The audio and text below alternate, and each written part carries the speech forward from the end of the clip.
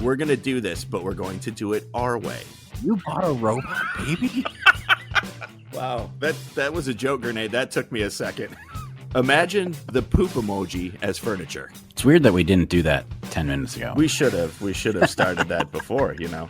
That makes a lot of sense. Why wouldn't we do that? Too late now. Matt, you forgot to disclaimer this part. We're old, and we remember how it used to be. There, go.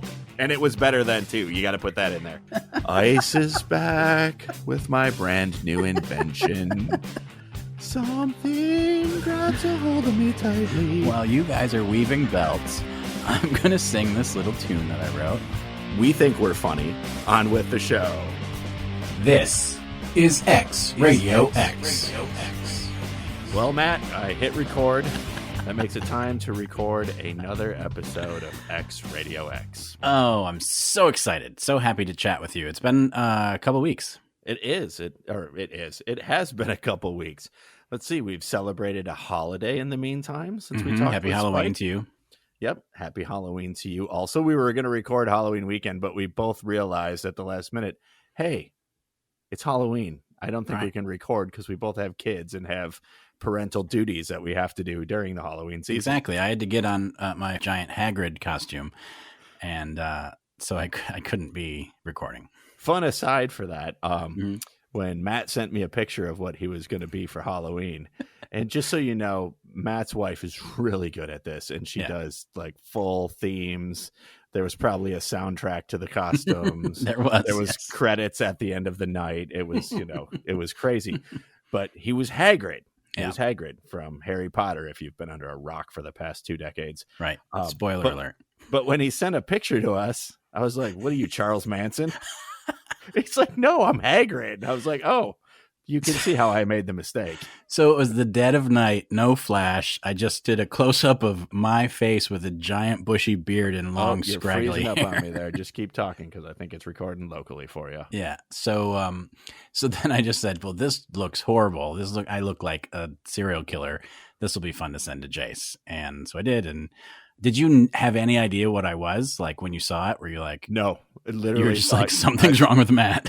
I thought you were dressed up as Charles Manson. That was the first thing that came to mind. I was like, why is he dressed as Charles Manson? Maybe some things have happened that I'm not aware of. Yeah, if I had zoomed out, you would have definitely known. Everyone that saw me knew right away who I was. But so these technical issues are fun. Mm-hmm. You just went silent for 30 seconds. I'm just That's weird. Yeah. So maybe it's just because this episode is going to be so odd. Yes. And so, yeah, it's just weird. And I'll give you guys a little explanation of how it came to be. But before I do, I am going to give our disclaimer for this one. Oh, good. And folks, this is a real disclaimer because, well, you'll see. Hear ye, XRadioXer fans. This is a real warning, not a fake funny warning like I've given in the past. We will be talking about ridiculous song titles, mainly in the death metal genre, with a little grindcore and maybe some splattercore mixed in there. Just a bunch of core musics. Unfortunately, none of them are Applecore. Some of these are truly gross, and I don't want to have to explain what they mean. So, listener, please beware. Oh, yeah. And Matt is going to talk about country music song titles, too. Does our depravity know no bounds? I know. You have been warned. This will be super fun and super alienating for at least part of the people that listen. It's going to be weird. And how this came about we had recorded our first episode of season 3 with our friend Spike, which was a great episode. It was fun catching up with him. Yeah. And for our next episode, we're like, what should we do? And since Matt came up with our last hostful episode, as we like to call them, where we just kind of talk to ourselves or bring Jeff on and we do little games and things like that, I said, well, I'll come up with the stuff on this one. And I just said, in my head, I'm like, well, Halloween's coming up and all that. And I was like, well, death metal songs have the most ridiculous song titles of all genres of music out there. And you're like, well, yeah, but so does country. Yeah. And so here's where we landed. And an episode was born. Death metal songs and country songs. So do you want to just like go like back one after the other? Like you'll talk about one and I'll talk about one and we can go back and forth. Is that kind of what you had in mind? Because it was one of those things where I started out with, I'm just going to come up with all these ridiculous song titles. Yeah. And it's going to be hilarious. And I haven't like listened to a lot of death metal in a while. I used to listen to a bit here and there. I knew the big major bands and all that stuff. And so I was like going to just rip down these and, you know, all these just ridiculously nasty titles. And then I realized they're not as ridiculous as some of them aren't as ridiculous as they sound. Like a lot of them are very, very dramatic and satanic and things like that. It's like Death of the Black Mist over a graveyard's night swan or something like that. Wait, is that a real one? No, I just made that up right now. That's a good one. If somebody does write that song, I get royalties for sure off that. But that's kind of what a lot of these death and black metal songs sound like. They're very melancholy. It's like the witch's coven arrives at 2 a.m. and eats sandwiches. Like that's what they're into. Yeah. But so I think the death metal was inspired by like the same things Lego Batman was inspired by. What? You know, Rage, No Parents. Rage, No Parents. And country music is basically inspired by alcohol and heartbreak, I think. Or those are the two things. And sometimes no parents. And sometimes no parents. Yeah, exactly. Yeah, so there is a Venn diagram that exists. Yeah, between death metal songs and country songs, and somewhere they meet in the middle. I think that's Hank Williams III, but I'm not sure. But maybe we'll get there. So I went through and I started, you know, kind of writing a list. There's really no rhyme or reason. And I did censor myself because some of these were so disgusting and gross that this is going to be fun. That my daughter listens to this sometimes. And I did not want to have to explain what some of these, I'm going to have some explanations that come out of this. And there will probably be some discussions between. Sure. Yeah, because maybe she won't listen. We can hope. But she's hearing this right now. She's going to be like, ooh. Yeah, she's going to listen. What's Dad talking about? I got to get in there. I got to get in there and check out the latest from Cannibal Corpse, Dad. Is Cannibal Corpse, anything like Olivia Rodrigo? No, not even close. Also very similar in some ways. I believe she ripped off Cannibal Corpse for one of her songs. So since I've mentioned this, they were like and there's probably hardcore death metalers and gore metalers and all the different subgenres of cores of metal. They'd be like, Cannibal Corpse isn't even the worst. But actually, if you went into Infant Annihilator, they're much worse than Cannibal. Yeah, I get it. But Infant Annihilator. Yeah, it's a real band out of the UK. They're called Infant Annihilator. They're pretty much just an internet band. They've never really toured. But yeah, so I could include them, but I didn't because they didn't tour. So I'm too easy, too pop. They were too pop. Yeah, it was just too mainstream. They were right there at the top. I figured I'd go a little bit below the top. Yeah, so. We want to educate people as well. Everyone knows Infant Annihilator. Yeah, and some of these picks were even formed from stuff that I played when I worked at Radio X, when I was doing Thrash and Trash Tuesday. Very nice. This is not a Thrash and Trash Tuesday episode. I just like to mention it every time I can, that I was on Thrash and Trash Tuesday.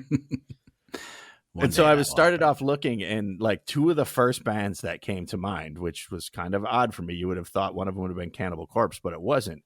The first two that came to mind in the world of death metal were Morbid Angel and Deicide. Morbid Angel. Yeah. Nice. I like the band name. And Deicide, also very powerful, making a big statement right out the gate.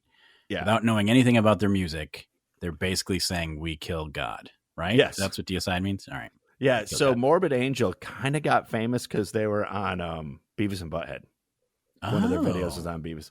And it was like, bow to me. And Beavis started making fun of them. And, you know, they kind of picked up a little steam from there. Okay, sure. But Deicide was like truly satanic. Okay. Like their lead singer and bass player, Glenn Benton, he took a metal cross and kept heating it up and burned an upside down cross into his forehead. That is commitment to the game right there. That really is. Yeah. And right there, I don't even have to name a song title. Not a one. No. He burned an upside down cross in his forehead. Is that something you have to like? Is there maintenance involved? Like after it starts to heal, does it start to? I look think you like just have to keep cursive burning F, it and he there. has to keep burning it. Yeah, he's like, Tuesday, got to burn the cross in my head. So, oh goodness! So that's one of DSI. those things. How to say you're into death metal without saying you're into death metal. So both of those bands have their death metal credentials. Like neither one would be considered like posers or fake death metal. They're the real deal. Okay. No, but they didn't really have like ridiculous song titles. They were very, I hate to say it, standard death metal titles.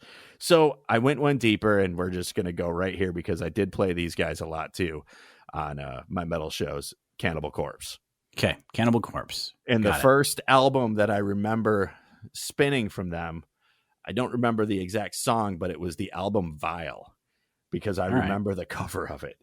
And it was Vile. It was definitely Vile. But I have a little backstory for Cannibal Corpse here. They were the first death metal band I actually knew of. And this is how. So where I grew up, I was walking uptown to go to a place called Tom's Party Store. It doesn't exist anymore because I'm old and a lot of things don't exist from when I was younger. Sure. But dinosaurs. I was on my way. Dinosaurs don't exist. Thankfully, Fire in the Wheel still does. But, so I'm walking uptown, as we called it, to go buy pop or whatever. Mm-hmm. And I'm walking down the sidewalk, and I look in the grass, and there's a cassette tape in the grass. Oh, come on. No, I swear. Was it smoking and a skeleton hand was reaching from the ground to hold it out to you? There was a smoking hole next to it, and the devil's hand itself dropped this cassette into the grass. And I didn't see it. I smelled it first. I was like, that smells like sulfur and in cool heavy metal lyrics. So I looked around, and it was a Cannibal Corpse cassette, and the cassette was Butchered at Birth. Butchered at Birth. Perfect. Yes.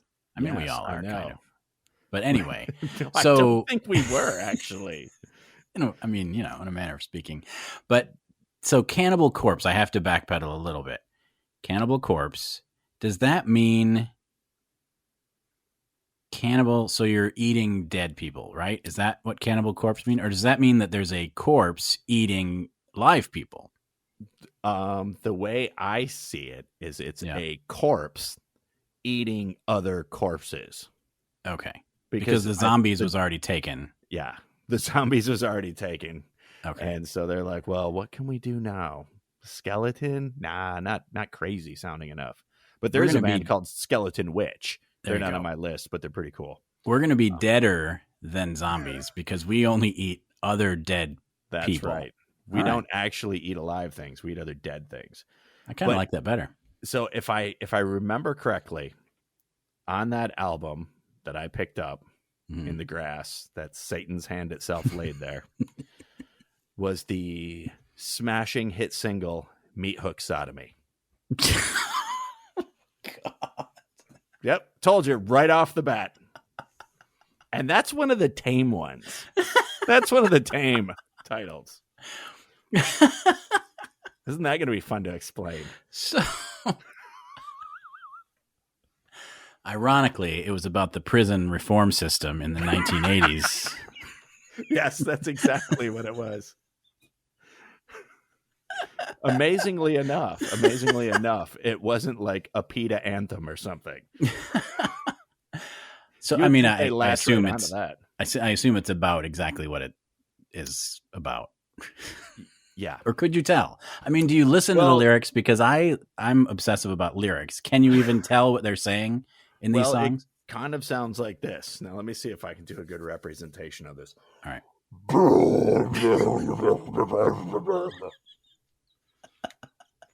Or something along those lines. Oh, and you were immediately in love.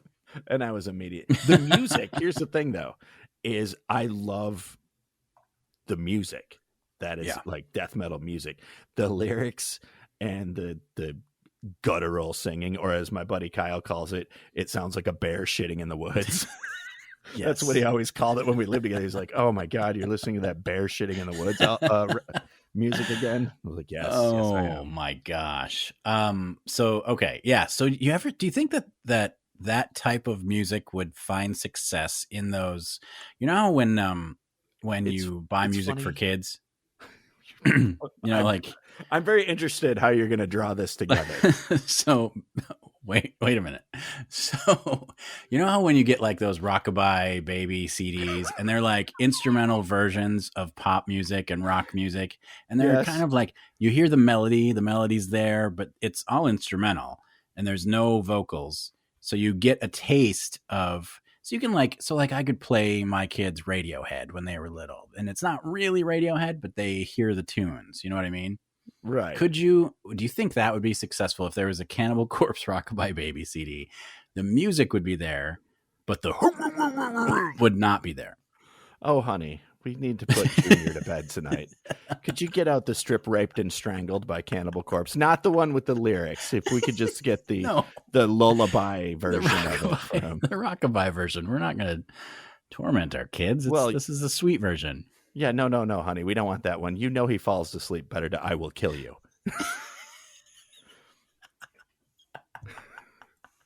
Now that song title is pretty played out. How many bands probably have a song called I Will Kill You? A lot of them. Probably a lot, but none of them are quite like Cannibal Corpses. I'm sure of it. So if you heard that, my dog is barking in the background because somebody's coming home now. That's what happens when you can't afford a real studio and you're just in your basement. I think that you definitely have a commanding lead, both in. Do you like how I started there? Content I also have and research. I have more research for you. Let's hear it. When you started talking about the popularity of it, yeah. Did you know that their album Vile, which is the one that I brought up, is the one I remember most from college. The fun fact behind that, it was the first death metal album to appear on the Billboard 200. It debuted at 151. Really? Yep. What was this? Was there a single that had airplay? Besides on college radio stations, I'm going to go with no. Wow. Not at all. But they did have a song, a memorable song that was in Ace Ventura: Pet Detective. It was called Hammer Smashed Face, which is their arguably their most recognizable song and biggest hit. Hammer Smashed Face. That is correct. I'm going to go find that. Yeah. Probably tomorrow, though. It'll sound just like I sang that other song for you. It's in the part of Ace Ventura when he goes into that one bar and he's looking for, I forget who he's looking for, but there's a band playing on stage and they're all doing like the windmill headbanging and their hair whipping in circles, and that's Cannibal Corpse. Oh, so they actually were in the movie. Yes. Nice. Yeah. So that is one of their probably most famous moments. And I saw them in concert. Beautiful. Recently? It was 15 years ago. Okay. Not too They're still touring though. I mean, because why wouldn't they?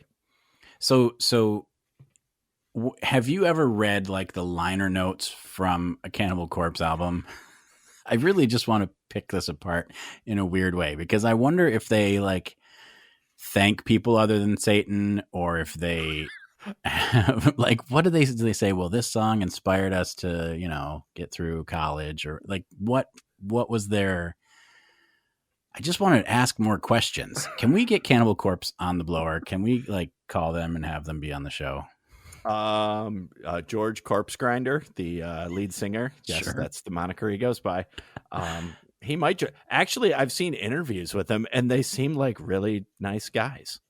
So if you saw them walking down the street, you would be like, they're just normal people. Giant long-haired normal people. Yes. Sure. Okay. Nice. And I think it's George Corpse Grinder Fisher. I think his last name is Fisher. I know it sounds like somebody that lives down the street from you, doesn't it? George Fisher. Yeah. Hold on a second. Let me look that up. But he was on, he guested on Dee Snider's latest album, believe it or not. Oh, there you go. Okay. Yeah, so, I've heard some of the songs from that. That's pretty good. Yeah. And I can understand almost everything Dee Snider says when he sings. Almost. Just about everything. Yeah. We do know that he's not going to take it. He wants to rock. and You Can't Stop Rock and Roll. We definitely know those things from Dee Snider. Yes, he's made that abundantly clear. Abundantly clear. And that I am worthless and weak. All right, so let me give you off with that. So let me give you one really quick, and I don't have a lot of backstory because I have to admit I'm not really a country music fan. I don't like most of these songs, but what I was impressed with when I was looking for the weirdest country music titles that I could find is that when I listened to them, I expected them to be, you know, like a novelty song, like it's a joke. They don't take it seriously, like a Ray Stevens kind of thing. Like it would just be a goof. Like They Call You the Streak type music. Exactly. Boogity boogity. And I thought that's what would be most of these songs. But I listened to almost all of them. If I could find them, I listened to them. And most of them are like serious, you know, songs about heartbreak or songs about divorce or songs about, you know, love affairs or all sorts of stuff like that. And they're sung intentionally without, you know, goofing. Are you trying to tell me that those Cannibal Corpse songs are sung as a goof? No, I'm just saying when you start to hear the song titles I mentioned, you're going to say, well, that's a joke song. That's like a Weird Al thing or something, but it's totally not. This is exactly what emotion they were trying to convey. It's what they meant. Exactly. So take, for example, Dan Hicks and his Hot Licks from 1969. Dan Hicks was experiencing trouble in love, and he wrote a song called How Can I Miss You If You Won't Go Away? And I just think that it's a sweet song. And it was a serious song, but it was a country song. I mean, it was definitely super country and predictable. Another one, and I'll read you another because I don't have a lot of backstory for these, but another one was it really Dan Hicks and his Hot Licks? Was that really? Yeah, I know. I love pretty that. Fun. Tanya Tucker had a song Tucker from 1976. Don't Believe My Heart Can Stand Another You. It was sweet too. But again, it's heartbreak and alcohol for the most part. Mel Tillis, 1975. How come your dog don't bite nobody but me? Well, he really wants to know. It could be that you work in the meat packing plant and you don't shower before you come over. That could be why the dog only bites you. Yeah, exactly. And speaking of dogs, Charlie Walker, 1967. I wouldn't take her to a dog fight because I'm afraid she'd win. See, mine are gross. Yours are funny. Yeah, they're lighthearted and funny. And really, you know, I think that when you listen to the songs, you're like, oh, I was expecting this to be a barrel of laughs, but there's only a couple of them that are jokey. There's one I'll get to a little bit later that I actually found Johnny Cash doing a cover of that is a ridiculous song title. And he sang it like live and the audience was laughing along. Like, so it was obvious he was making light of it. But a lot of these are so serious. Like they're like ballads about love lost. And they just choose to make the weirdest song there or song titles that they could think of. And I think it maybe, I don't know, it makes the song stand out perhaps. And that's why. Interesting. Yeah. But they were not huge hits. So I don't think it stood out enough to make them a lot of money. So I just now after this, I'm going to have to go find the dogfight song because that just you got to find that hilarious. one. It's pretty good. I mean, you know, some of the artists are definitely, the songs they write are definitely, I guess tongue in cheek to a certain degree, but they're not, I want to stress, they were not like a novelty song. Gotcha. In any way. So I recommend whenever one I mention here, you should check out if you're a country fan, you might have heard some of these, but check them out for the fact that they legit made this song on a legit album to try to express their feelings of love and loss and what have you. See, now that sounds, from the ones you just said, that sounds like an artistic, there's a word I'm looking for. Honorable's not the word, but it's the one that comes to mind. Like they had a direct intent of what they were doing. And it was it was a direct feeling from inside. Like, I'm going to get this out. The song title is ridiculous, but it's a real thing. Yeah.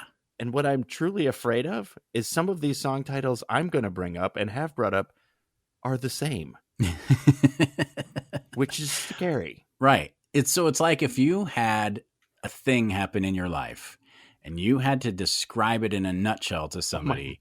That first song I referenced, really, if that's a thing that happened in your life and you have to describe it, I'm terrified for everybody involved. Some of them, the police need to be called, but others, they're just so you don't have the words. So you say things like, I don't know, you're a cheesecloth and I'm a block of cheddar. Like, you just come up with nonsense to say, this is how I feel. And then suddenly that becomes the title of a country song. And I think that's what happened in a lot of these cases. So once again, I want to stress all of them more talented than me. So the next couple I'm going to read here, the first one I'm going to say, I don't have a bunch of history on it. I just kind of liked the title. And actually, it kind of sounds like if you took it in a different context, it could be a country song. Kind of explained the same way you did. The band's name is Vader. Vader. Named after Darth Vader? Nope. Just named after Vader. Okay, sure. Maybe Darth. I don't know. Maybe Tom. I don't know. A Vader of some sort. Tom Vader. Tom Vader. Car dealership of the stars. So anyways, it's Vader. I'm going to get you into a brand new TIE fighter. So the song is, and I don't know why, it's not a really ridiculous song. It's not like an abhorrently gross song or anything. Okay. But it's called Don't Rip the Beast's Heart Out. Oh, that is sweet. Isn't it, though? You kind of feel bad for the beast. I assume they're talking about the devil. Wait, are they talking about Beauty and the Beast? Well, there's certain points in that story you should rip the beast's heart out because he's a jerk. Yeah. But yeah, it's the band Vader and Don't Rip the Beast's Heart Out. Which sounds like it could have also been done by I don't know, let's see. Let me pick Johnny Paycheck or the guy that writes all of Meatloaf songs. What was his name again? Jim Steinman. Yeah, there you go. He could have written Don't Rip the Beast's Heart Out. That totally could have been a Meatloaf song. Yeah, for sure. I would do anything for love, but I won't do that, followed by Don't Rip the Beast's Heart Out. Yeah. All right. I like that one. So the next one is a band called, and some of the names of these bands are just ridiculous themselves, and I love it. Agoraphobic Nosebleed. Wait, that's the band's name? That's the band's name. Agoraphobic Nosebleed. Imagine that session sitting around the table with your buddies. All right, guys, what are we going to call ourselves? Do you think someone was sitting on that for years thinking, when I have a band, I'm going to call them this? Or do you think it just was literally just a spontaneous spit out and then he immediately regretted it because everyone liked it? I don't know, but I would like to ask, like, a band like this, like, how did you come up with Agoraphobic Nosebleed?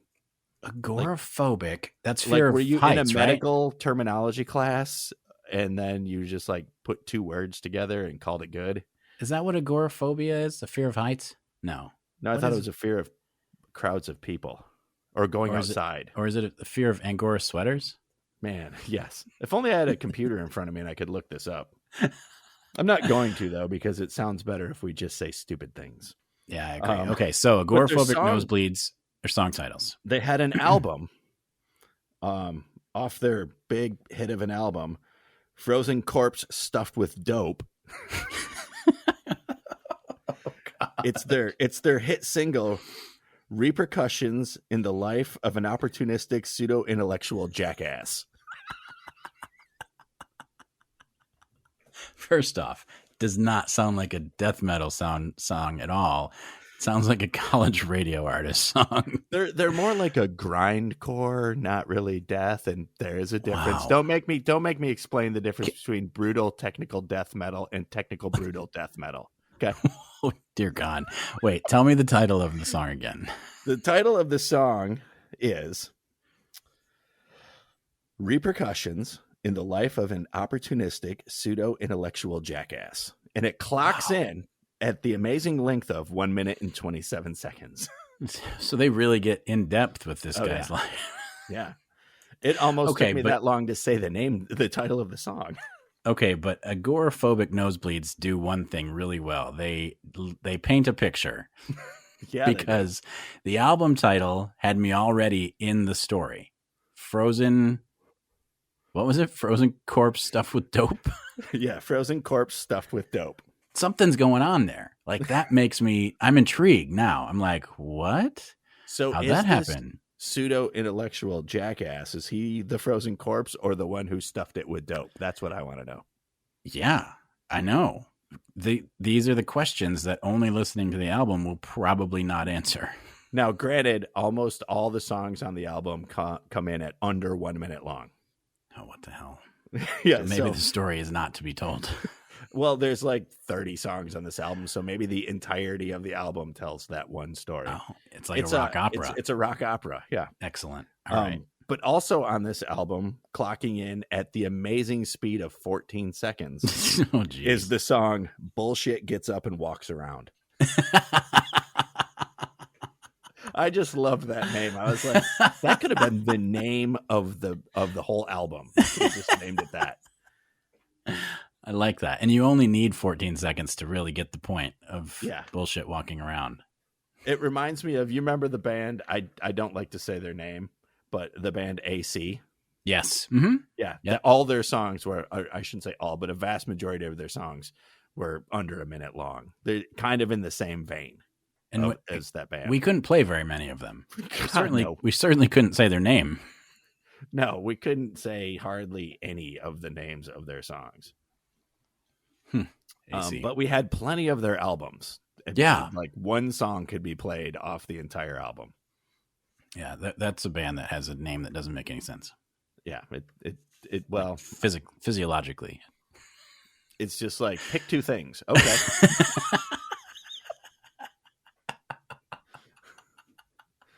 You couldn't go with ear and eye. Nope, you couldn't do that. Had to go with A and C, didn't you? So, all right. This episode, I might just be laughing the whole time, so I apologize. Yeah, it's just, like I said, when we started, folks, it's a very ridiculous episode. It doesn't make any sense. This is like our fill in time episode. All right, so wait. I have a couple too. Which fill in time might be the name of one of the songs, Matt. Fill in Time by Johnny Time. Okay, so here we go. Here's some other country song titles that are ridiculous, but certainly not violently scary.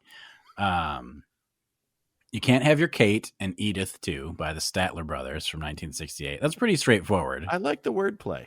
You Can't Have Your Kate and Edith Too. Yeah. I just want to know, before you go on, I just want to know the place where it is a discussion between a Kate and an Edith. There were simpler times. This is 1968. So at that time, I think Edith was the hot one. Probably. Okay, let's see. I'm So Miserable Without You. It's Just Like Having You Around. Billy Walker from 1965. These are kind of like the dad jokes of song titles. Yeah, they really are. That's a really good way to put it.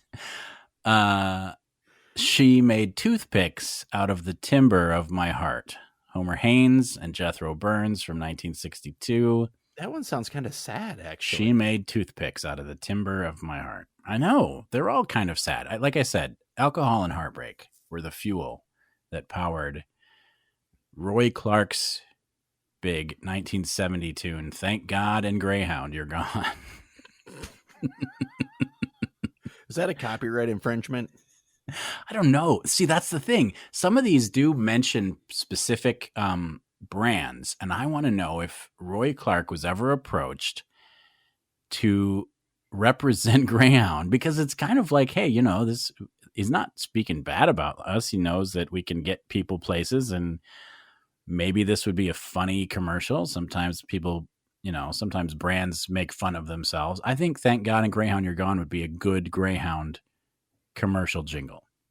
Thank God and Greyhound You're Gone. I think so. I think want to rephrase it a little bit. Ooh, workshop that one. Yeah, but it was. I mean, it's a fairly catchy song. But yeah, Thank God and Greyhound You're Gone. Well, it'd be kind of along the lines of an airline commercial of, you see like a guy or a girl saying goodbye to their significant other, and it'd be like, dealt ya a heartbreak. Yeah, exactly. You're good at that. I'm good at not getting an ad job. That's exactly what I'm good at. So I'll do one more, and then it'll be your turn again. Louis Grizzard from 1987. We're a little bit more current. You done tore out my heart and stomped that sucker flat. Got right to the point. Gets right to the point. So that's kind of like Don't Tear Out the Beast's Heart. It is. This is the sequel. You done tore out my heart and stomped that sucker flat. Don't tear out the beast's heart. And once you did, the beast went from metal to a country song. Exactly. Alcohol and heartbreak. See what happens?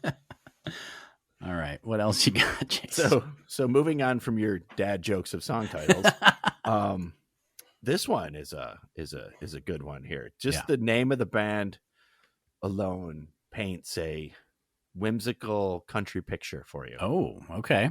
They're called Pig Destroyer.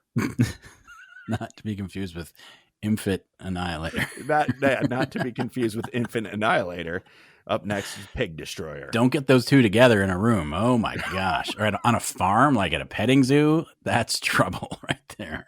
So we put the farm next to never mind. We thought it would be cost effective to open a farm next to an orphanage.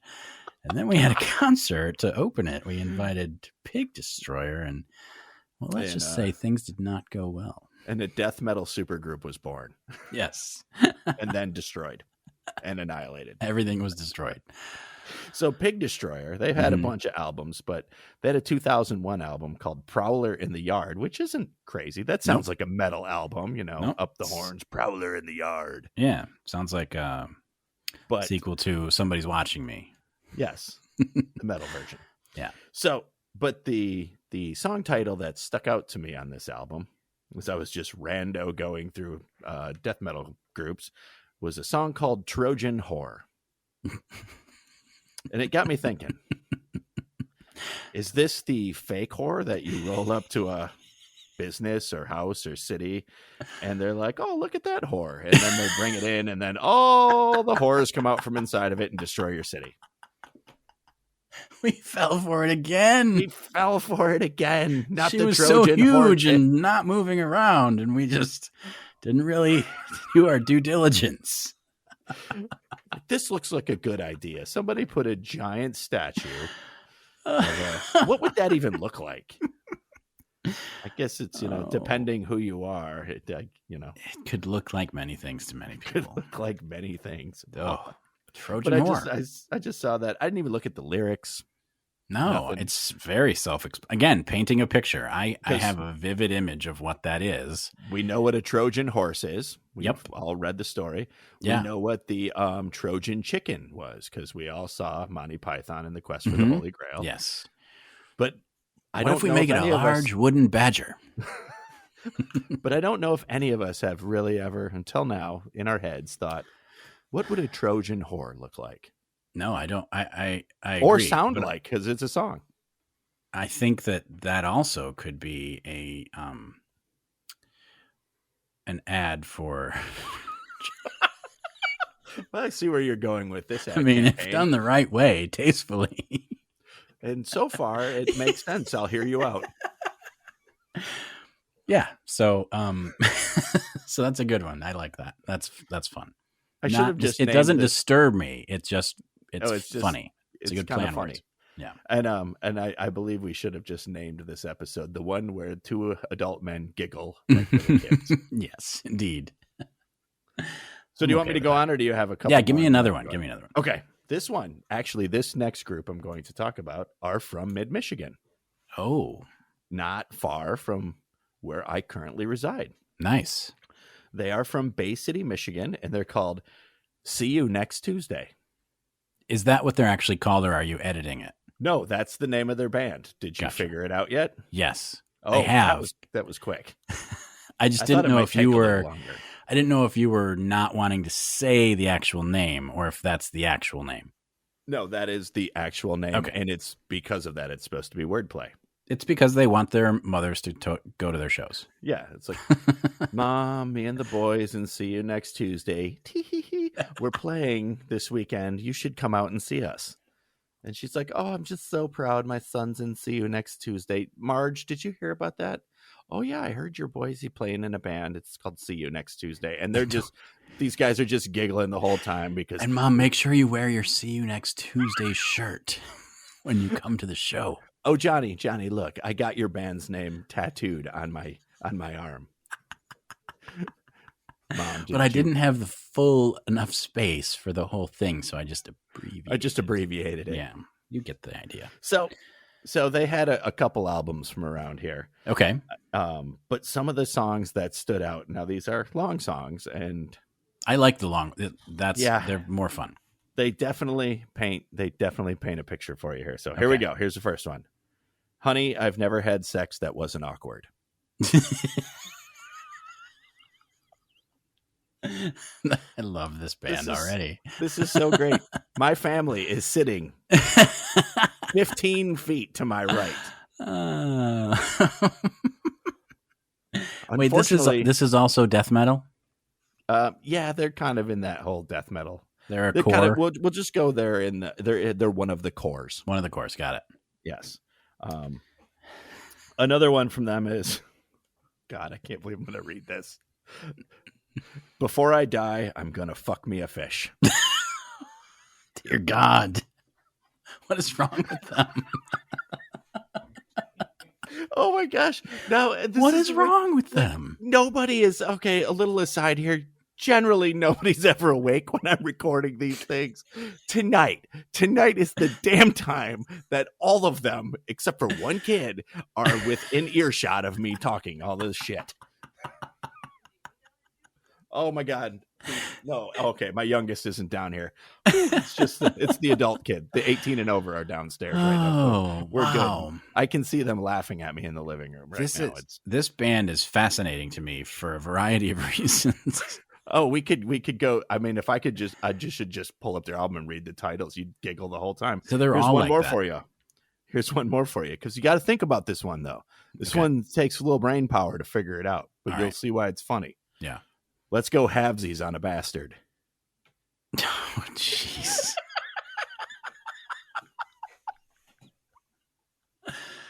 That old yarn. I know. Happens more times than you want to admit. I mean, that was one of the classic pickup lines in the bar. Yes, when we were in college, that was definitely the classic pickup line. Hey, baby, want to go halvesies on a bastard? Oddly, it never worked, but amazingly enough, they never said yes. Yeah. Oh my gosh. Well, this band sounds amazing. Why did they not get bigger than Bay City? They toured a little bit, but it was, I think they're still around making music. And here's a fun fact on anybody who's around here would have to dig really deep to this. I'm fairly certain I used to work with one of the people who are in this band. Really? Yes. Well, that's cool. So they went legit and got a straight job and are, a grown-up corporate sellout just like me. So this brings up kind of an interesting point, at least for me. I wonder how many of these bands that didn't really rocket to stardom, because I think that to a certain extent, and I'm not a huge metal fan, so I could be speaking just out of my ass, but how many of these bands that didn't achieve huge success recalibrated, became like a pop band, and then became more famous? Do you think that's ever happened? Like some band who was like hardcore metal, and they were like, we're just not getting anywhere. And then they were like, well, let's rename ourselves the Bare Naked Ladies. And then the rest is history. Wow. I'm not sure. I bet, but kind of along the lines where you're talking about, there's a lot of extreme metal bands. I won't say they're all like Death or anything like that. Yeah. But a lot of extreme metal bands doing pop covers out there. And there is some of them later on in my list I came across and I thought they were actually pretty good. I just had to go into See You Next Tuesday's top songs and just they were great. I'm so glad I got to hear 3 of their song titles because every one was chef's kiss. Here's another one that it's I find it funny. It's called "How to Survive a Vicious Cockfight." Or play on words. It could be completely innocent, depending on where you live. The also super popular "Man Dude versus Dude Bra, Where's the Party?" I like that. I like that. Yeah, See, a lot of those do sound more like just alternative pop, like super indie guys, but I'm sure the music was not the same. Yeah. So that's some wonderful song titles from the band. See you next Tuesday from good old mid-Michigan. Good choices. All right, let's get back to country and back to the alcohol and depression. So the next one I've got is from 1978, very famous artists, Conway Twitty and Loretta Lynn did a duet. The song was called "You're the Reason Our Kids Are So Ugly." That sounds like something you say right before I want a divorce. Or right after. It's either before or after. Yeah. Loretta Lynn did another duet with Ernest Tubbs earlier in 1969 that was called "Who's Gonna Take the Garbage Out When I'm Dead and Gone?" And it's a cute song. I actually like that one. Who's gonna take the garbage out when I'm dead and gone? It's a legit question. I mean, they have their hierarchy of responsibilities, and that's an important thing to map out before it's too late, I think. Bill Anderson, 1961, "When you leave, walk out backwards, so I'll think you're walking in." It's just stupid. That's just a dumb title. That's just stupid. That's just ridiculous. Chuck Mead had a hit in 2009, which was relatively recent. "She Got the Ring and I Got the Finger." I love that one. Oh, I do like. That's a good one. Yeah. I don't know about the song, but I love the title. Then we've got Gail Davies, 1983. "You're a hard dog to keep under the porch." That's under an the image. porch. That's an image painted. Yeah, it really is. I mean, it's got a darkness to it, I think. And then I'll wrap up this portion with 1994, Hank Flamingo, "Redneck Martian Stole My Baby." That might be the best one so far.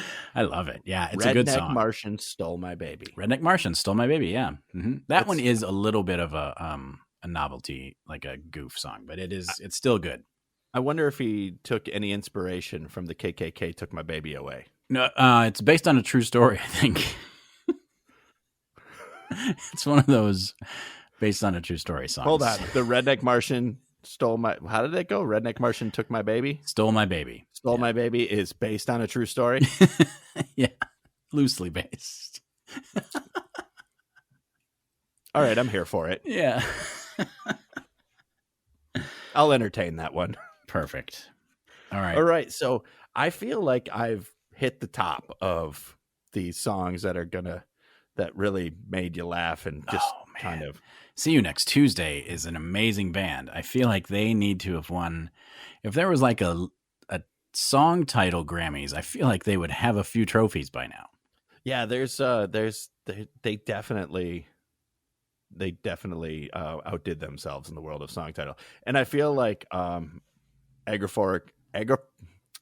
the heck did I say that? Agoraphobic Nosebleed. Yeah. I think they had other songs too that I chickened out on, and I didn't want to read them because they're like, vomit colored popsicle shoved up your rectum or something like that was the name of the that's song. A real one. Yeah.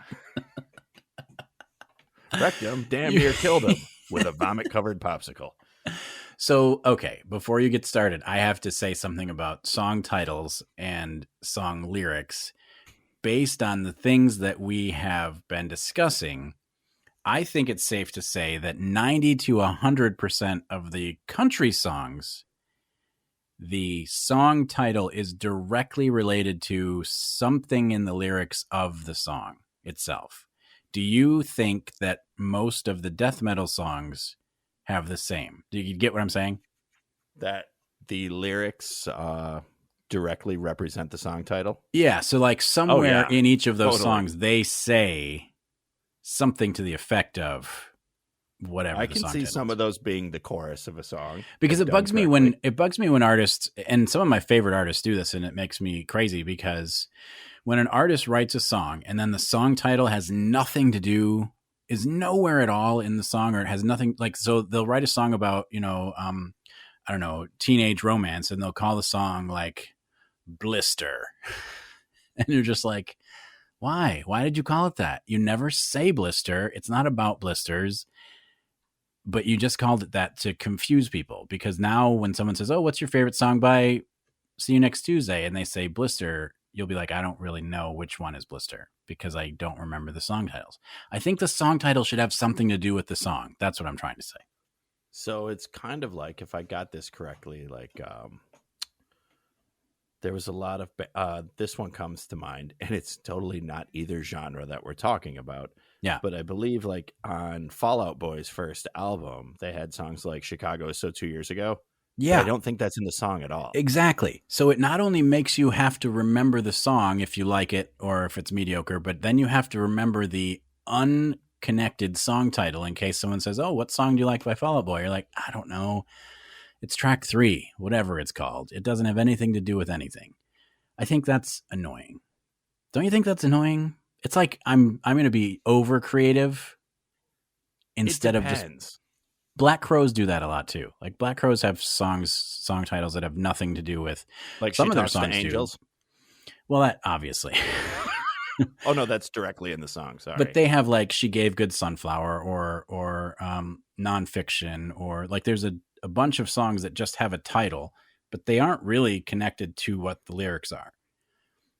And it's hard to remember when someone says, oh, what's your favorite song by Black Crows? Well, it goes like this. I can sing it for you, but I don't know the title, because it doesn't have anything to do with the actual lyrics. This sounds like a whole nother episode called Songs where the title is not in the lyrics. Yeah, it could be. We'll get 10 downloads. It could be. But the point is, I think that the country artists 100%, almost 100%, are directly in the lyrics. I'm curious if all the death metal are, because some of the songs titles are so out there that I find it hard to believe that they're actually singing about what the song title says. Would you like me to go look up the lyrics for Trojan Horror by Pig Destroyer? And we can discuss this? Yeah. Yes. I don't think you do, really. I really don't think you do. And I'm not going to. No. Yeah.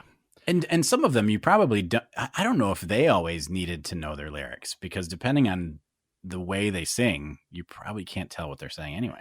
I'm going to bet you there's off nights where a band like Cannibal Corpse hits the stage and he's like, I can just grunt repeatedly and I'm out of here. And the fans love it today. And the fans love it. But exactly. The real fans, the true fans are probably like, no, that's not how the lyrics go.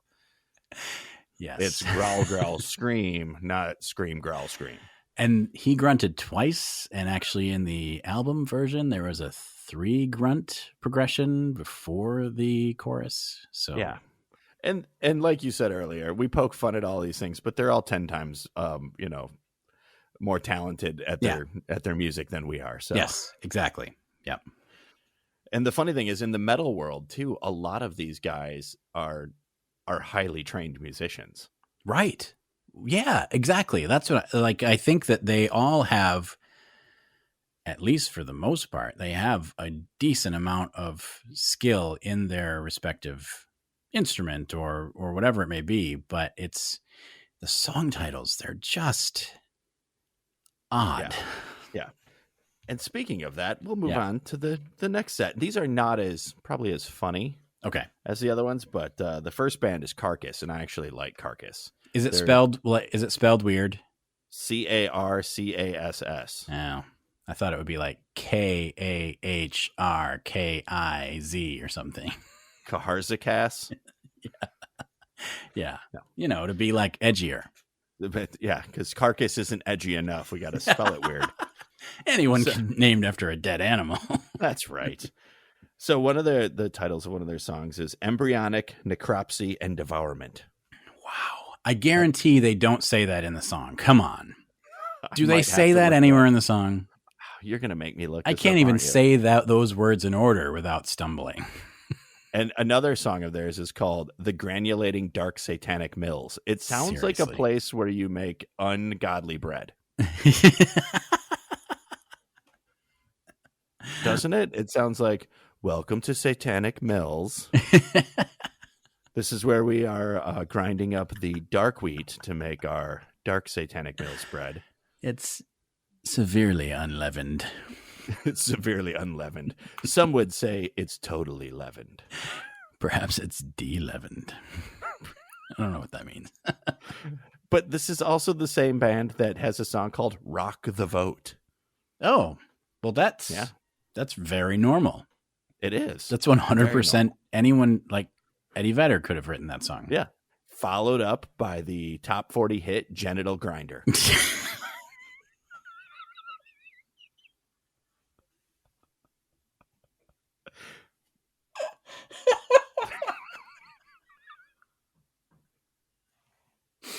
Is that at the Satanic Bread Mill too? I believe that is where it's right next to where they granulate the dark Satanic Mills. Oh gosh. Well, Brenda, glad you showed up to work today. Guess what you're doing? Oh, not Genital Grinder again. Genital Grinder again. My arm gets so sore on that thing. Can we get You drew the short straw. Can we get some maintenance on it? Maybe some WD-40 on the grinding wheel? I wouldn't want to have to do the maintenance on the Genital Grinder. Nobody wants that job. Not more than once. And I mean, they also have like some of their other song titles. Tomorrow Belongs to Nobody. That sounds like something that could be a pop group. It's an Oasis song. A rock group. Yeah, an Oasis song. Yeah. You know, they have another one called Buried Dreams. That was another one called Heartwork. Cutting Crew, right? No. Who had Shattered Dreams? Yeah. Did they do Shattered Dreams? I thought they did I Just Died in Your Arms. Oh, yeah, that is. Now. I don't know who did Shattered Dreams. It doesn't Someone really will matter. tell us. Whoever listens to this episode, let us know. But I mean, so that's the band Carcass and some of their top 40 hits right there for you. Oh, wow. Carcass. Another band that is super famous in the black metal world. Okay. For a time period, arguably the most infamous, we'll go with that. That maybe not famous is the wrong word. Okay. It's the band Mayhem. Don't recall, but that's Did my you ever blind spot. recall hearing the story about the band who ate one of their members? What?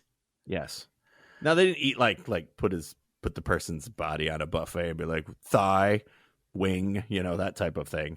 But apparently, I'm probably going to get this story wrong, so I should probably take a moment and look it up. There's no way to get the story right. Well, I believe how the story goes is one of the members, like their names were like Euronymous and Death and, things like that. Okay. One of them killed themselves and then, one of them shot one of them.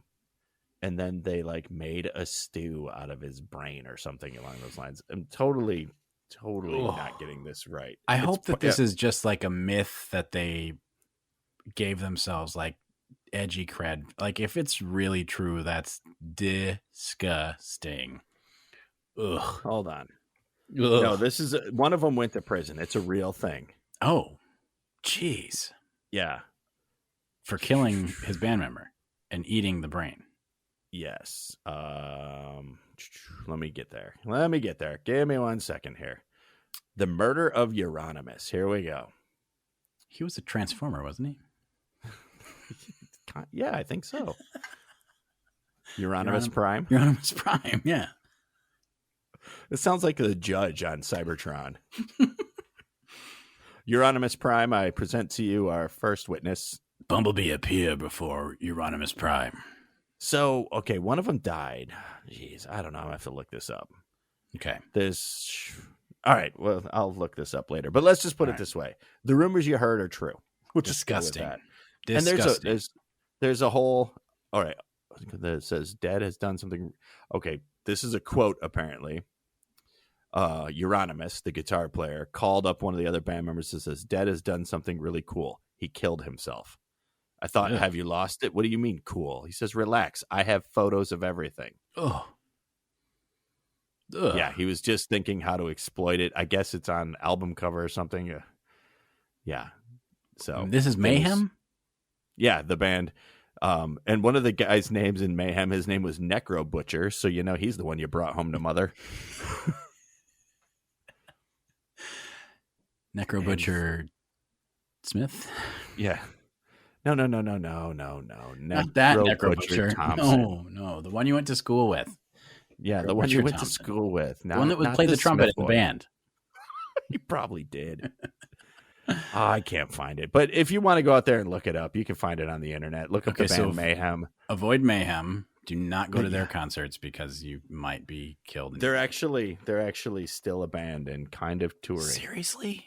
Yeah, it's not the same people. Okay. Well, current members are Necro Butcher, gotcha. Hellhammer. Sure. I don't even know how to say this. Attila Cesar, Talok, and Starscream. Oh. And Starscream and Wheeljack. Yeah, I couldn't even remember all the Transformers names. Oh my gosh.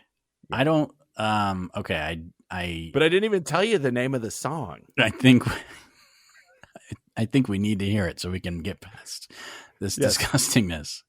The name of the song, just to add to the disgustingness, is Chainsaw Guts Fuck. Of course it is. Oh God.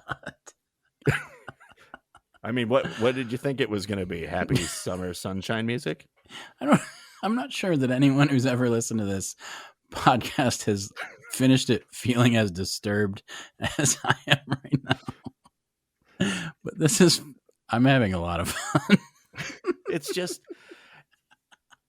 if you're into this style of music and you're into this scene, I know lots of people who are into music like this, and they're completely normal people. Sure. They do completely normal jobs. They have families and kids, and they go to soccer matches. But, it's like watching horror movies. They're just this, it's into this. That's like telling those type of stories. It's not for everybody. Yes. Very true. That's a nice politically correct way to say it. Yes. Yeah. And I listen to a lot of these bands, maybe not all the ones I'm talking about, but I have listened to plenty of death metal over the years. Ridiculous. And here's the thing is you can play it for a lot of people. They have no idea what they're saying because of the guttural growls and, stuff like that. And the music, if you're into that type of music, is really good. Right. It turns out if you actually slowed it down and cleared the audio, they'd be singing like the lyrics to Flashdance, What a Feeling. I don't think so, but good try. I'm betting one of them, maybe one of them. All right. And could you add another one? This is going to be my last one, and then we'll finish up on yours because I don't think we want to finish up on. Yeah, we'll end on a lighter note. Yeah. The last one I have is a band called Impaled. Yeah. And the song is called Rest in Feces. Of course it is. Of course it is. What does that even... It means exactly what it says. This song, like I read the lyrics. I'm not reading the lyrics to you, but I did read them, and it's exactly what you think it is. Wow. It's,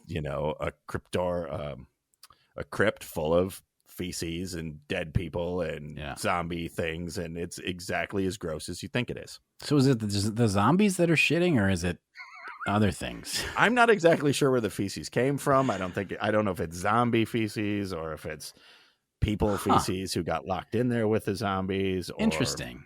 Yeah. So would that be the worst job ever in hard rock legend, to be the cleaner of the shit crypt? Shit crypt cleaner awakens. Boy, you thought working on the genital grinder was a bad job. Why did I not go to trade school? Yeah, why didn't I go to trade school? All right. So I'm sure he was probably just a shit crypt cleaner until he got through college. Shit crypt cleaner. Oh, Lord. It was a work study program. Okay, so do you get that one in high school, or is that a college work study? Well, definitely college. You have to be a certain age to deal with the shit crypt. Okay. All right. So on a lighter note, Jerry Lee Lewis had a country album back in 1975 called Boogie Woogie Countryman. And one of the songs on that album is a long title. It's called I can still hear the music in the restroom, but they can't see the hurt that's on my face. Wow. I listened to it and it's one of those story songs that you kind of have to hear it to make any sense. But if you just hear the song title, you're like, what is happening in this story? Can still hear the music in the restroom, but they can't see the hurt that's on my face. That's a Jerry Lee Lewis. I believe he has won Grammys. Yeah. Did he write this before or after he married his cousin? I think it would have been after. Because all of the things I talked about are, God, I hope, fiction. Yeah. I really, really hope they're fiction. Right. Not from real life things that they've witnessed. But Jerry Lee Lewis did marry his cousin. He did, yeah. Again, alcohol, underage too, if I might say. Underage cousins, yes. That all contributes to alcohol, songs. heartbreak, and underage cousins. That's country music. That's ladies country and gentlemen. music. All right. Next one I got is a quick one. I want to see if you think the same thing that I think, because it may not actually be weird at all. The song is by Larry Mercy. It's called She Feels Like a New Man Tonight. You could take that many different ways. Exactly. And I mentioned it to Mindy and I was like, hey, here's one of the weird song titles. And she was like, that doesn't. And then she said, oh, wait. So it could mean, and it does mean, if you listen to the song, it means she feels like being with a new man tonight. But the way that the song title is laid out, it's kind of making you think something different, right? Yeah. Yeah. She feels like a new man. It's like, man, I feel like a woman. Bow, bow, now. But anyway, she feels like a new man tonight. Next one, Tanya Tucker is back on the list. Greener Than the Grass We Laid On. It's pretty straightforward. I found this next one, and I have not been able to find, I don't know for sure that it's an actual country song, but I found it on a list of weird country song titles, so I wasn't able to actually listen to it. But I love this saying, and I actually say it frequently. I'd rather have a bottle in front of me than a frontal lobotomy. That's the name of a song? Apparently, like I said, I could not find it on Spotify. I've found like hints to it on the internet, but I haven't been able to actually listen to it to verify that it exists. So at this point, let's say speculative, that is a country song title, but I just really like that phrasing. I'd rather have a bottle in front of me than a frontal lobotomy. Do you think that is actually sung out in the song? I think it is. I think it's probably the chorus. I'm trying to think how that would go to actually be able to. I'd rather have a bottle in front of me than a frontal lobotomy. Wow, I mean, that's just off the top of my head. You did that fast. You got there quick. I'm impressed. Keep in mind, I have not heard the actual song, if it exists. All right, so David Frizzell has a song called I'm Gonna Hire a Wino to Decorate Our Home. There's got to be a story behind that song. Yeah. Nobody just writes that one. There's something there. There's so many other choices. You could hire You could hire a lion tamer to decorate your home. Why a wino? You could just hire a straight up hobo. You could hire a legit, well-respected, licensed home decorator. Yeah. You could go that route. Either way, you know. But you went wino. There's a story there somewhere. Yeah. There is a story. Most of them are stories.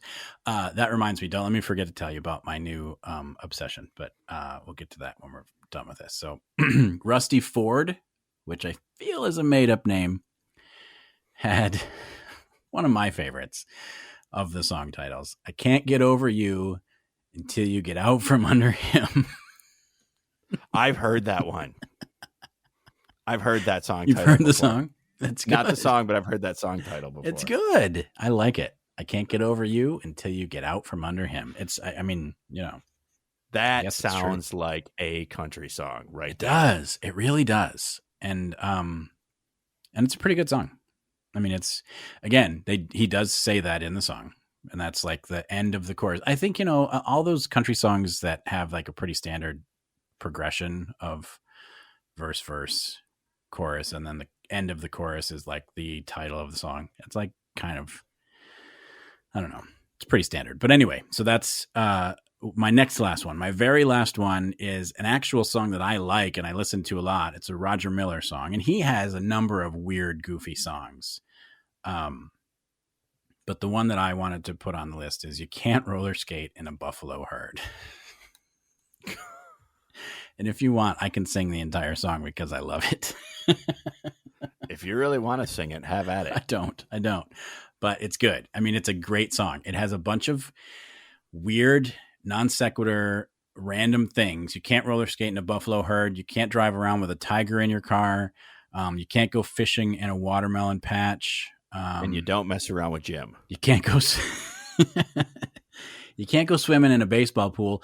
But all of those things you can't do. It ends up. He says, "But you can be happy if you have a mind to." So it's got a positive ending, right? I mean, he's telling you all the things you can't do.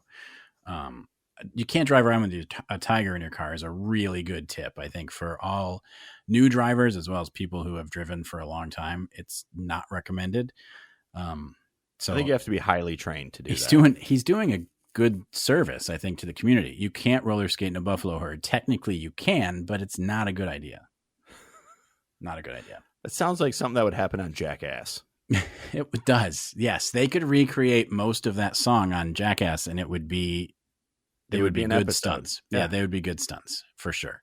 So that was my list of country songs. I have to say, if you want to go with like the most crazy, I think you definitely win this contest for sure. Yeah, and I went light. You were editing. Yeah, I could have went worse or That's funnier, incredible. depending how you look at it. Yeah. That is incredible. So to all of you death metal devotees, feel free to tweet us the songs that we left off because we're not going to say them out loud. Yeah. Hit us up on Twitter and tell us all the terrible or fine, however you look at it, death metal songs. But wait, can they get kicked off Twitter for saying stuff? I don't know how Twitter works. We don't say anything that would get you kicked off Twitter. I've seen your Twitter feed. It is clear you do not know how Twitter works. No, I don't. I really don't. I don't really know that well either. I don't know. All right. If you can give us song titles without getting in trouble, then please, we'd love to hear them. That'll be fun. So I was telling you, while looking up a lot of these songs and going over, I actually found some good ones that are covers. Oh, and I would like this. Let me get my pencil. Yep. And I picked out 3. And when I thought of these, I thought of course, you. And then I thought of Brian. I guarantee he's going to know every single one of them. I guarantee he'll be like, got it, heard it, didn't like it. I'm wondering. I don't know. There's one that I would be surprised if he had. The other 2, I would not be surprised if he knew them. Okay. What do you got? The first one, and these aren't, the first group is not totally metal. They're more hardcore, I guess, maybe with a metal edge. I'm not sure. But they're a band called the Cancer Bats. Nice. And they do a cover of the Beastie Boys' Sabotage. Oh. And it's really good. It definitely sounds like the song, but it sounds like a different band doing it. They definitely put that different spin on it. Nice. It's good. The second one of the 3 might be my favorite just because it's super true to the original, but yet it's totally a metalcore, genty, screamy type song. Okay. And it's a band called Make Way for Man doing the song Fireflies by Owl City. Really? Yeah. It's good. It's really good. And then the third one this is for the metalheads out there. Okay. Because I guarantee you're not going to know this one. I knew it and I liked it. There's a band from Brazil called Sepultura. Oh, I know them. You know them? Yeah. They had a song called Arise, which is a good song. Yeah. But the band Aborted did a cover of it. It's really good. That's the one I would be surprised if Brian had. Okay. So the other 2 I wouldn't be totally surprised, but that third one, the Aborted doing the cover of Arise from Sepultura, that one I'd be a little surprised if he had. Okay, so we've got to listen to Aborted's version of Arise. We've got to listen to Firefly. I'm very curious about that one because that's like a super mellow. It is. Like my kids sang that song at a grade school musical. They did the Make Way for Man version, right? Yeah, of course. There was a guy doing the yelling and then another kid doing the screaming. And Yeah. There's blood all over the stage. All right. And then the cancer bats doing Sabotage. Okay. I'm going to have to check those It would out have actually been funnier watching a bunch of grade school kids recreate the video from Sabotage as sung by the Cancer Bats. Oh, yeah. Now that I think, you know how hilarious that would be, a viral hit. It's a great video. Yeah. You're the Seeing one who kids has do that littler would kids, be you put hilarious. it together. Yeah. That would be hilarious. So I have to, since we're talking about podcast friends, I have to tell you about my current obsession. And I think I've mentioned them maybe once or twice on the podcast before, but my new, I don't want to say they're my very favorite, but my new super close to my favorite podcast is the Story Song podcast. I've ever listened to them. I've been binging them because they are as obsessed, at least one of them for sure is, but there's 3 hosts, but they are as obsessed with the lyrical content of a song as I am, to maybe even more. Like basically what they do is each episode is one song, and they'll pick a song like they did Love Potion number 9 I just recently listened to, and they did Part-Time Lover by Stevie Wonder.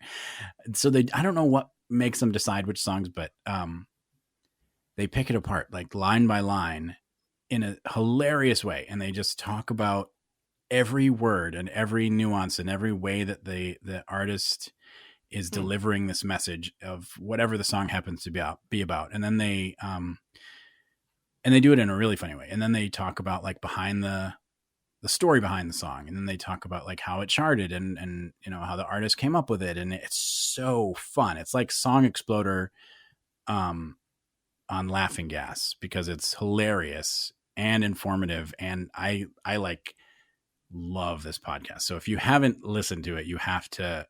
And the nice thing is you can start really anywhere, because they're all independent episodes. Yeah, independent episodes about each song. And so find a song you like. And I think the first one I tried was they did Your Love by The Outfield. That was the first one I tried. And since then I've just been picking more or less at random episodes of songs that I know and just like having a blast. So Story Song podcast, you definitely should check out. I mowed the lawn today and I think I listened to like 3 episodes. Yeah, that's and I've been listening to a lot of podcasts lately too. And of course, you know, we brought up Brian and the cover songs, and I of course listened to quite a bit of the Playlist Wars. But the one that and we've made so many podcast friends since we started this. Yeah. It's hard to keep up on all of them, because songs are easy. You know, 2 to 5 minutes and you're out the door. Yes. A podcast is 20 minutes to an hour and a half, if not longer. It's a much bigger commitment for sure. And I like to listen start to finish. I don't like to get bits at a time. And there's so many of them that have interesting content. Like I'll just go from one to the next. Like I have a hard time doing like a whole series. Mm-hmm. And but the fun thing has been like listening to some of them from when they started to now, or close to when they started, and listening to their progress and how they've gotten better and better. And then the juxtaposition to us, where we just keep getting worse every time. But I mean, we see that as a badge of honor. Like we can measurably see how much worse we're getting episode to episode. And we are the college radio of podcasts. You never know what you're going to get. Some days it's fried gold. The other days we're talking about Infinite Annihilator. So what do we get? Who knows? Infinite Annihilator needs to get on that Rockabye Baby thing. They could make a boatload of money. I'm telling you. They could make something. But one of the latest ones I listened to and actually gave a review of was I was listening to Drunk Theory's episode of the one where they had, all I saw was mayonnaise shoes. And I was like, all right, I don't even need to listen 5 stars just for the title, but I'm going to listen anyways. And it was fun. Yeah. Yeah, they're a blast. I love listening to them. That's one of my definite normal Playlist Wars and Drunk Theory are probably my regular listens. I don't think since I started listening to podcasts, indie podcasts especially, I think I've gone through almost all their episodes pretty much. Yeah, and I've listened to it, and it all hinges on when I have time at work. I still listen to not every episode, but I hit episodes when the title interests me, is Next on Stage 1. Yep. And Space Castle. That's one I've started to get into. Yes, I listened to with them those as well. guys. Yep. Neat Cast is another hilarious one. Chat Smash. Yeah. SP10, like all kinds of, and it's like I'll listen to an episode here and then an episode here and then an episode here, and then I'll see something on Twitter is like, damn it, and I have to go back and listen to this episode. I know, it's a good time. That's pretty much what I've been, that and looking up death metal songs, which time to move on to another subject here. It's the most country music I've listened to in a long time. I know that for sure. The only new music I've been listening to lately is My Morning Jacket had a new album come out called My Morning Jacket, and it's really good. They're a different band, and I think they have a unique style, and so if you didn't like any of their previous ones, you probably are not going to like this one. But if you have heard, like Wordless Chorus, Evil Urges, those are a couple of their bigger songs. But if you have heard those and like them, then you should try their new self-titled album, My Morning Jacket. It's a good one. I haven't listened to much My Morning Jacket as of late. It's good. It's good. Give it a try. Give it a spin, as they say. As we used to say, give it a spin. Give it a spin. You can't say that anymore because now it's all ones and zeros. Give it a. No, I just have to take my cell phone. Gosh, I even sound like a papa saying that. Give it a bleep bloop. My hand computer here and hit play, and then I spin it around the desk. There you go. Perfect. That sounds good. That was a long way to get to that. But other than that, that's pretty much what's been going on. We finished watching Midnight Mass. I don't know if you watched that. That was good. Nope. Enjoyed it a lot. Okay. And I started out at the beginning, and so this is how I'll wrap up. Yeah. I have reached a new level of old for me. Yes, you have. And I now have reading glasses. And they're messing with my head. Like, because they're just for reading, and like they make, when I work on my computer, it's like a whole different thing. I can see it perfectly. I didn't realize how blurry it had gotten for me over time. And now I can see it so good.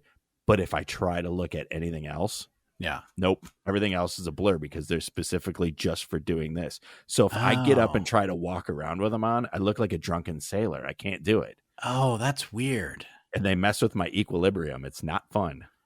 Yeah. But the reading is so good. I can actually see the words now. Wait, why don't you get bifocals? Did you just say that to me, really? I just told you I reached a new level of old. And then you go right for the throat and say, why don't you get bifocals? Why don't you get a top hat and a monocle? Yeah, get a top hat, a monocle. We'll call you Mr. Peanut. No, for real. One step at don't a time. Bifocals help you at a time? Don't they help you with that? The whole looking up and then looking down? I feel that is what's on the agenda. You already got the glasses. There's no shame in your game now. Yeah. Just get the And bifocals. actually, I mean, this is theater of the mind, so I have to paint the picture for everybody else. And I'm going to have to try to do it with headphones on.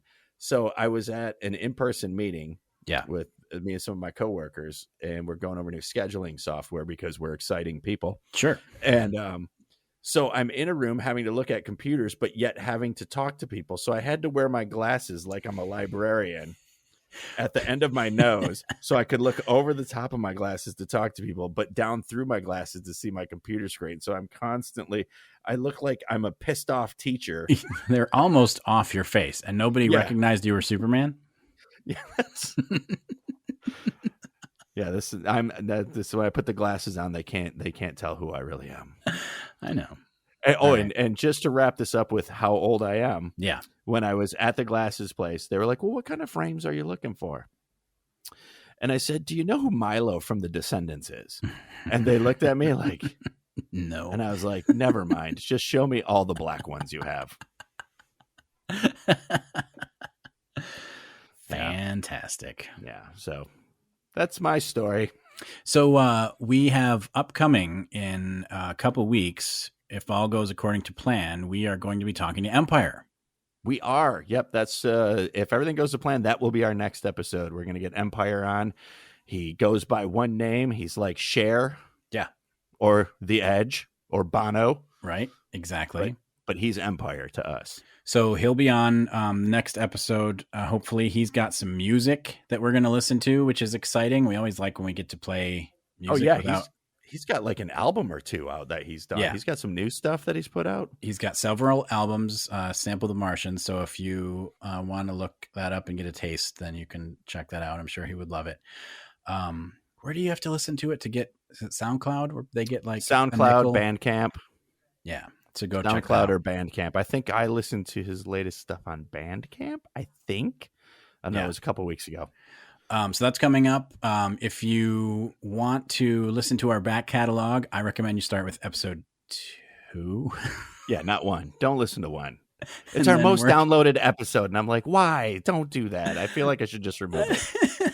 We'll just take it down and everything will be changed till the new episode 2 will be the new episode 1. But feel free to follow us on the old Twitter and find us and like us and give us your comments about the show. If you want to leave a review, you can do so on the old Apple Good Pods, which is a great way to do it. Also, Podchaser is another good way to do it. So if you like what you hear and you want to leave a review, we certainly appreciate all the reviews and all the people who have been listening from all over the place. It's really fun to check out where people are coming from who have downloaded the podcast. So we're very happy that you guys are enjoying it. You can even just, leave us a review. It's not really a review, but you could just tell the people you work with about us. Yeah. You tell 2 friends and they'll tell 2 friends. 2 friends and so on. And so on. And actually, I'm going to give a call to action here and then we'll wrap this up. Is because I would like to get some of the current people who work there on with us. Okay. So if you can, folks out there in the listening world, out there, wherever you're listening, other countries, Michigan, Pennsylvania, Florida, Texas, California, wherever, if you could go to WUPX's website and ask them if they've heard about XRadioX, the podcast. Yes. They should really go check it out. Yes. Let's low key start that. Let's get people just to start sending emails to the people who work there. Yes, we would love to have them on. Because I'd love to talk to some of them. And I feel like I've already apologized for all the mean things I've said about the radio station. I have so many good things to say, but so many critiques of what they're doing because I'm old and that's what we get to do. Exactly. All right. Well, that's going to wrap it up for another episode. I'd like to thank David Bryan for being curly-haired and lovely. I'd like to thank all of you for tuning in, and we need to do a song lyric. Well, let me go. What do you got from See You Next Tuesday? I got nothing for you. I'm not doing any of those song lyrics. It's not happening. Nope. You want to do You Can't Roller Skate in a Buffalo Herd? So would that be I'm Jayce and you can't and you're Matt roller skate in a buffalo herd and XRadioX? You would say I'm Jayce, you can't roller skate in a buffalo herd, and I would say and I'm Matt, but you can be happy if you've a mind to. Boom. I think you just did it. Really? Yeah. All right. Thanks for listening, everybody. We're XRadioX. See you next time. I'm fine with that.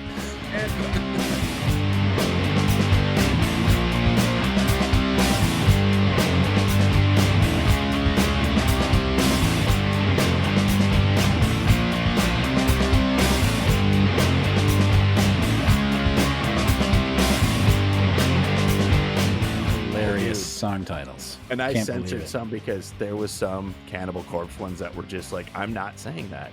I mean, I have no problem saying it, but yeah, I can't. I there's just the parent in me now. I just can't do it. One day your kids will hear the things. Like they can hear me in the yard telling somebody to fucking slow down. You know what I mean? They can hear, like, I'm okay with that. But saying so those names of those songs, I'm like, I'm blushing. Like,